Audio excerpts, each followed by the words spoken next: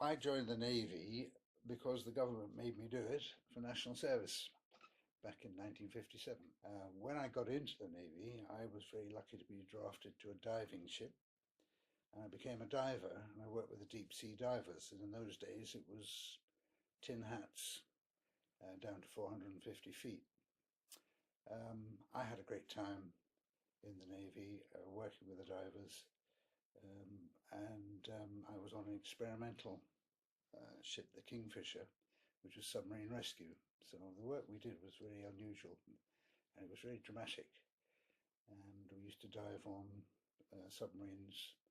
And when we went diving on submarines to rescue, to practice rescue, they were firing their torpedoes at us.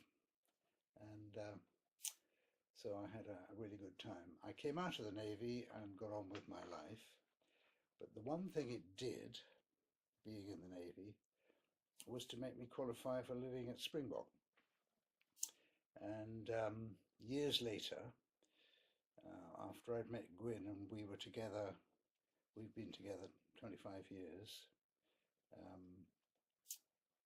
I was a sheltered housing warden, and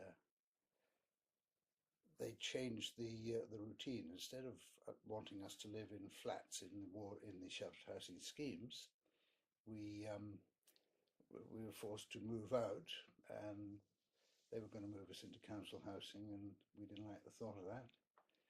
So we were casting about, not being sure what would happen, and a friend of ours, who was also a warden, used to bring her caravan up to Springbok, this wonderful place. And she persuaded us to come up and have a look at it because she just thought it was so wonderful. And what it is, it's an old house, a country house in the middle of its own grounds, in the middle of the country, with lakes, parks, and woods all beside us. So we came up, had a look, had a chat with Trevor, the manager, and enjoyed meeting him. And within a couple of weeks, we'd had the offer of a flat here. This is it. This is where we live. And it was the most wonderful thing for us, because we were in need of somewhere to live.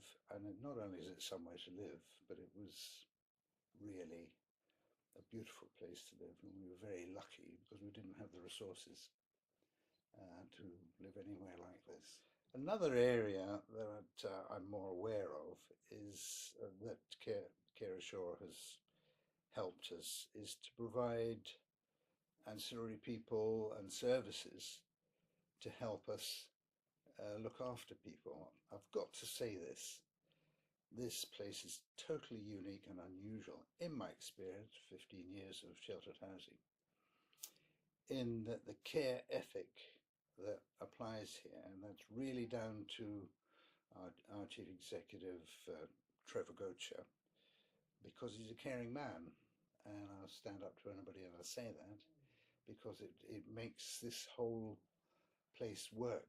And if you're vulnerable, if you're needy, if you're ill, or you've got money problems, or just other family problems, the care that is applied is unbelievable. We care for ourselves too.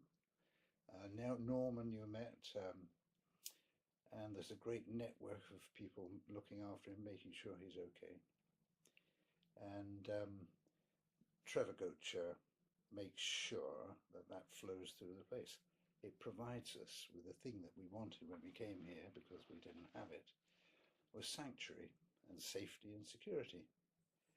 And it's no joke to say that we now bask under the certainty that we'll be looked after.